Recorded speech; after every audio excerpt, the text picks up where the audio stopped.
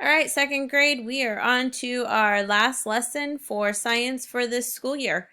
We are going to continue thinking about building and what types of things that are used to build, what materials.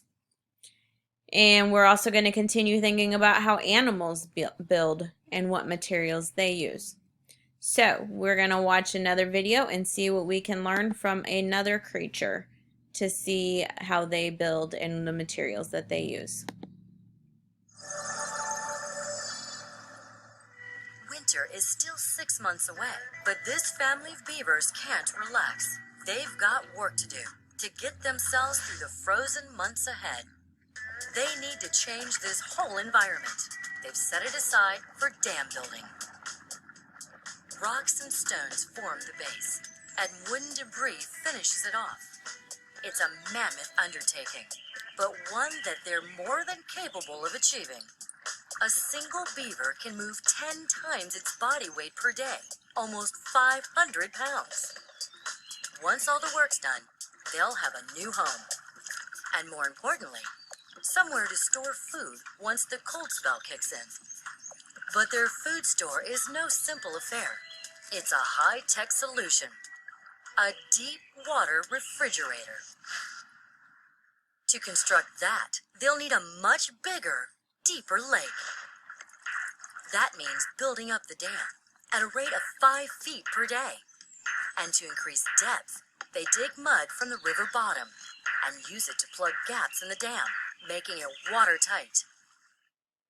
After 2 months, the dam has grown to an impressive 300 feet in length, and the pond stretches back over a mile upstream. Now the beavers change tactics. A series of channels are dug out that radiate from the lake to allow easy access to trees and keep the beavers safe from predators like bears. Beavers are actually dog-sized rodents. They're the ultimate lumberjacks, with built-in chainsaws made up of powerful jaw muscles and 4 ultra-sharp incisors that constantly regrow as they wear down. They can gnaw their way through a cottonwood tree 3 feet thick in just a matter of hours. This single beaver will chop down more than 200 trees a year. And most of this wood ends up on the menu. Beavers eat bark and wood, but they'll chop down far more than they can stomach in one sitting. That's where the fridge comes in. The wood is chopped into pieces, dragged down to the bottom of the lake, and pushed into the mud to stop it from drifting away. The beaver family can store almost 150 pounds worth of wood, and low water temperatures keep the wood fresh right through the winter. But not all the wood goes into storage. Once the lake reaches a certain depth, the beavers start lodge building. This multi-chambered shelter, raised above water level, is 20 feet in diameter and houses up to 5 beavers.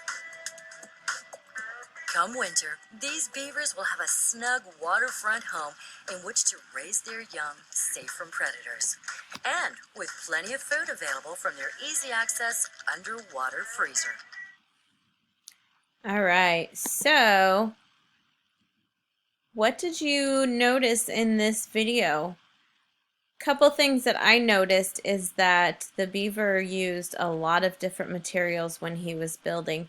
He didn't just use branches, but he used branches and twigs and even some mud to fill in spaces in the dam.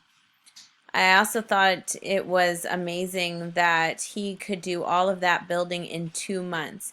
He spends about every minute that he is awake working on building, which is a lot of work. They said that he could lift 500 pounds or 10 times his weight, which they said would be about 500 pounds of materials. That is a lot to carry and a lot to move around. So I thought that was pretty cool. So again, in your science notebook, what materials did the beaver use? And why do you think he used those materials? We have given some thought to solids, liquids, and gases and why solids are the best to use for building. So that is something that we think makes pretty good sense. It has to hold its shape in order for it to be good for building. But why do you think the beaver chose those materials to use? And how did they work to build the dam and to build the place where they stayed when it was cold? And also, think about what they did to make sure that they would have food during the winter. There were a lot of different things that those beavers do to survive. And I think it's interesting that they just know to do all that stuff. There's no one telling them, okay, this is what you need to do. They just know that all of it has to be done. So I think that's pretty amazing. So, like I said, this is our last science lesson for this year. And I just wanted to take a moment and say I hope you have a great summer. I've missed seeing all of you in the classroom, but now you get to take a break and relax, and I hope you enjoy it. And while you're enjoying your summer and the nice weather, I want you to keep an eye out for those homes that are built by birds and bugs and animals. Bye, everyone.